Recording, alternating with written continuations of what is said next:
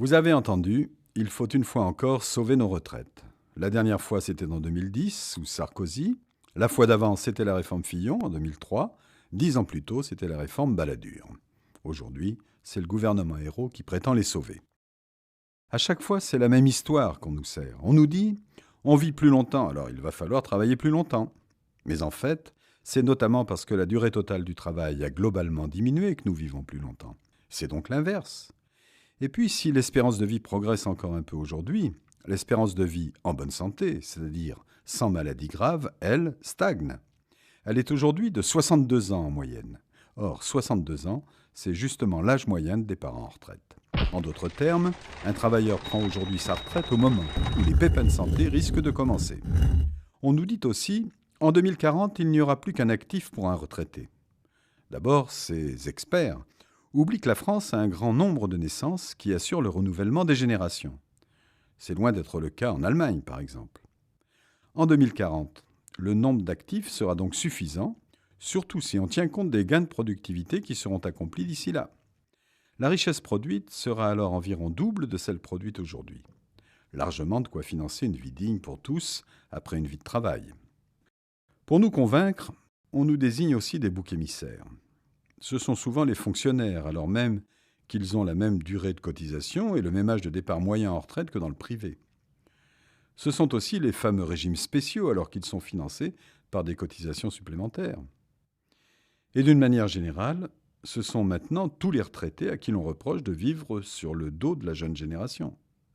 Mais dresser les uns contre les autres n'a jamais fait entrer un centime de plus dans les caisses. C'est d'ailleurs l'un des points communs de ces réformes successives. Elles ont toutes échoué. Souvenez-vous, en 2010, le gouvernement disait régler le problème jusqu'en 2020, au moins. Résultat, 3 ans plus tard, rebelote. Autre point commun, ce sont toujours les mêmes recettes. Augmenter le nombre d'années de cotisation, baisser les pensions notamment en augmentant impôts et cotisations, retarder l'âge réel de départ en retraite.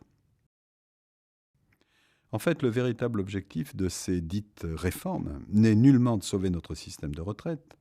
C'est au contraire, le rendant de moins en moins attractif, de pousser chacun d'entre nous à se payer une retraite complémentaire. Vous avez remarqué, à chaque réforme, toutes ces publicités qui fleurissent pour nous inciter à la prévoyance ?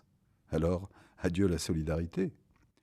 Pourtant, des solutions durables existent, mais à l'inverse, elles partent des besoins. Explication. Regardez le traitement des femmes face à la retraite. Une retraitée sur 3 vit sous le seuil de pauvreté, ça veut dire moins de 600 € par mois. Un véritable scandale qui est notamment la conséquence d'une autre injustice. En France, les femmes sont payées 25% de moins que les hommes, à poste et qualification égales.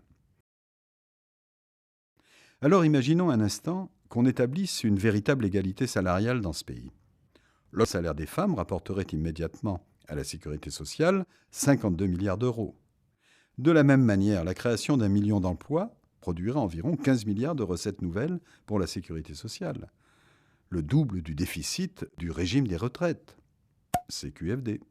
Vous voyez bien que la réponse aux besoins des salariés et des retraités n'est pas ennemie de toute rationalité économique. Au contraire, augmenter les salaires, créer des emplois, tout cela concourt à financer la sécurité sociale. Et on peut aller plus loin, par exemple en rendant utile l'argent de la finance. Une cotisation additionnelle sur les revenus financiers rapporterait 25 milliards d'euros au régime des retraites. Il est normal que les revenus du capital contribuent. C'était d'ailleurs une des promesses oubliées de François Hollande. Et puis, il faut aussi aller vers une suppression progressive des exonérations patronales souvent indues. 30 milliards d'euros seraient ainsi dégagés. Vous le voyez, l'argent existe. Les retraites, c'est avant tout un choix de société, de civilisation. Les communistes au cœur du front de gauche proposent une autre réforme des retraites. Une réforme qui garantira la retraite à 60 ans à taux plein au minimum au niveau du SMIC.